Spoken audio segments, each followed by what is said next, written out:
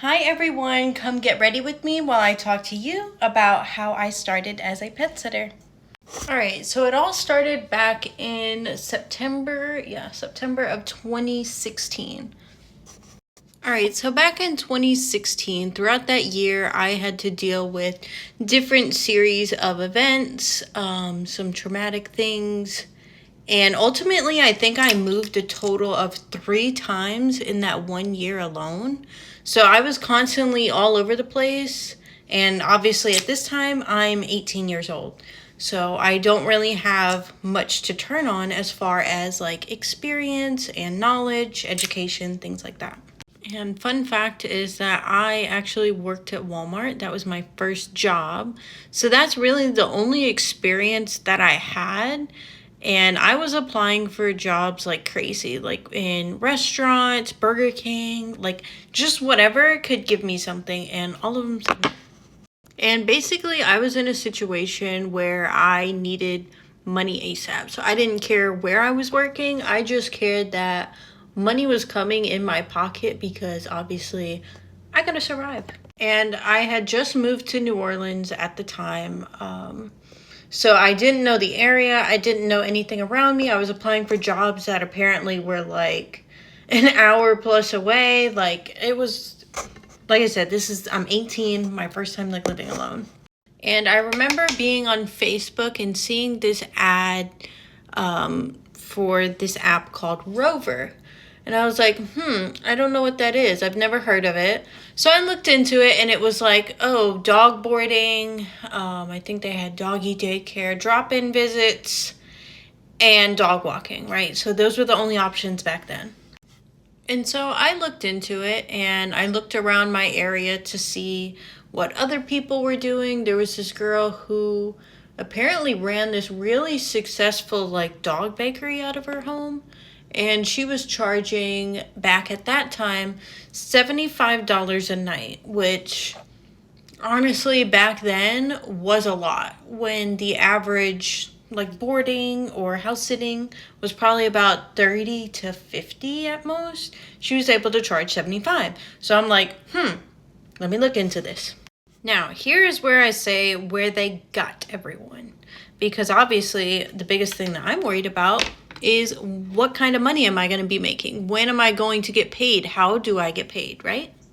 So once again, this is back in 2016. This is before Cash App was big, Venmo was big, and the lovely thing that we have that pays us is Stripe payments. So there was none of that. So you would get paid via check, which, cool, sounds great, right?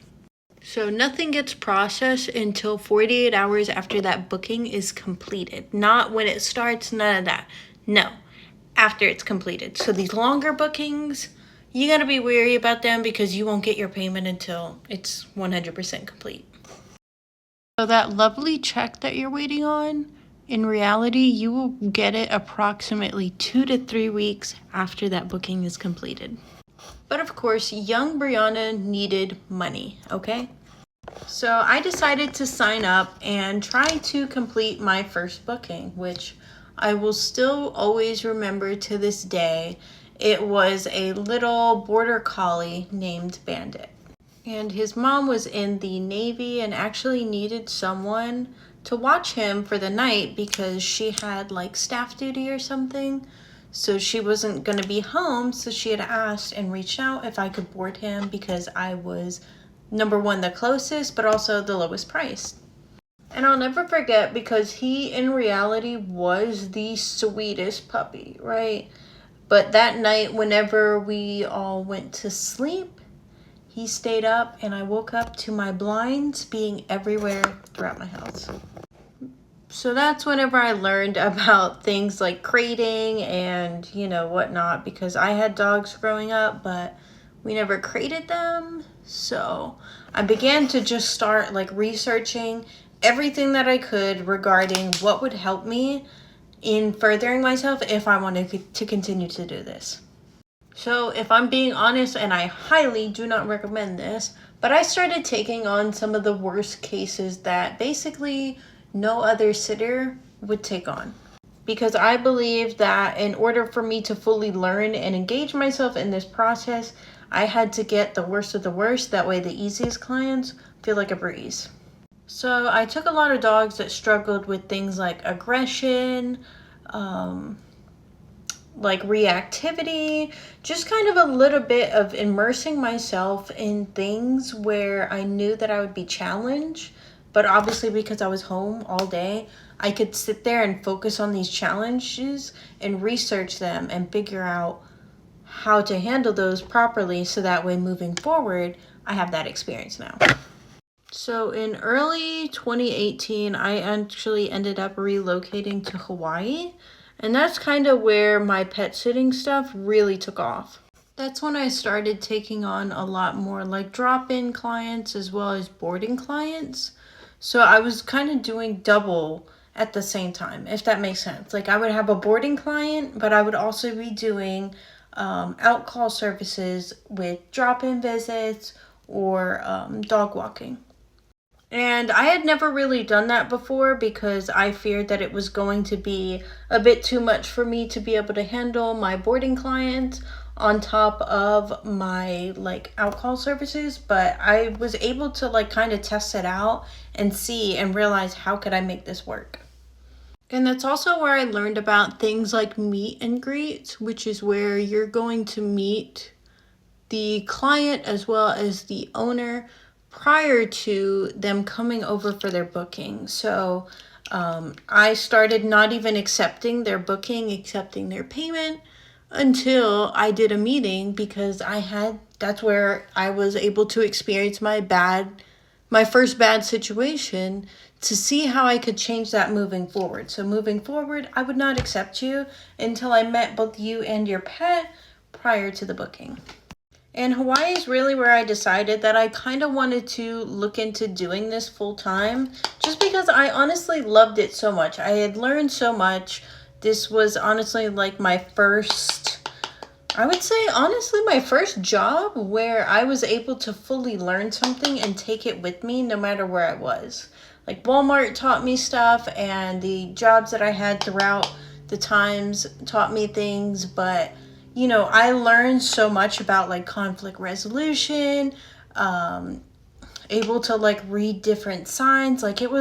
There's so much information out there that I learned that I decided that I wanted to dedicate this to doing this full time.